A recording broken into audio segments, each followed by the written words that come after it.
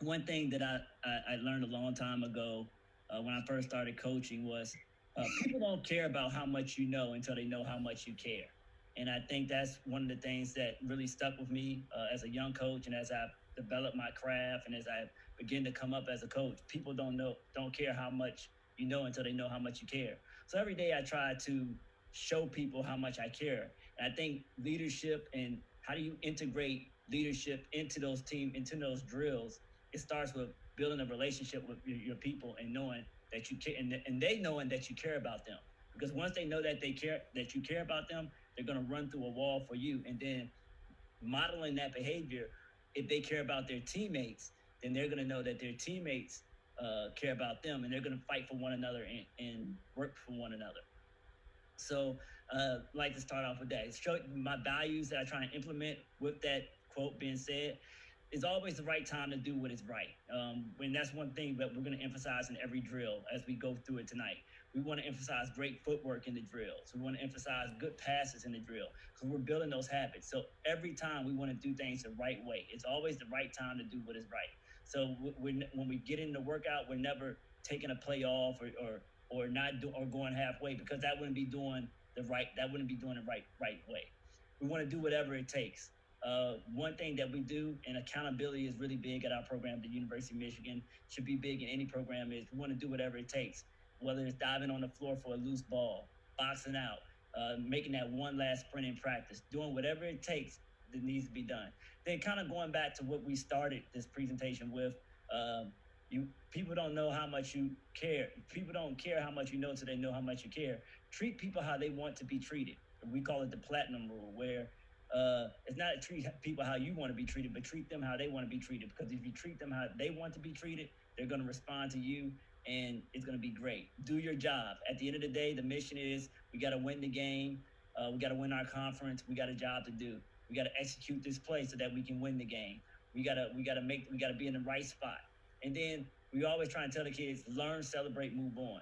Learn from your mistakes. If you mess up, celebrate when you do, but don't linger on to it, because we have to move on to the next mission. And so, setting the tone. And then this last thing we talk before we get into the drills, we want to set the tone early. So with all the athletes, they come into the workout.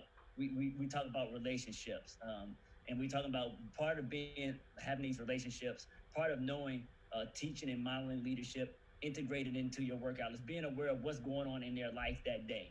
Are they just have they had a bad day because they had a test? Have they did their boyfriend break up with them? Did their girlfriend break up?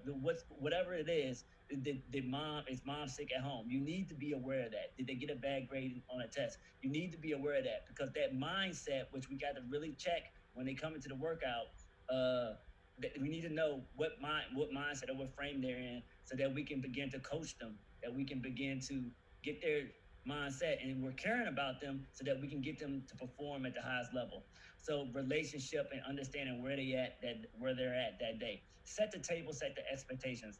Let them know that when they come to work, hey, it's time to work.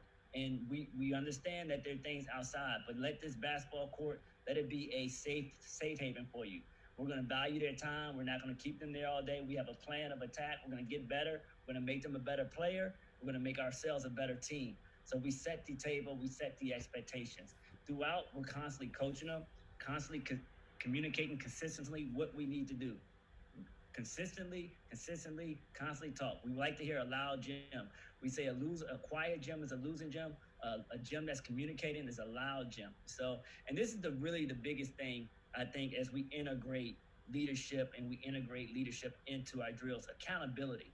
I think accountability it serves, because you give every drill we do, we like to give goals, we like to give a percentage, and we like to keep score. It builds competitive workouts, it builds competitive practices, allows them to compete against themselves.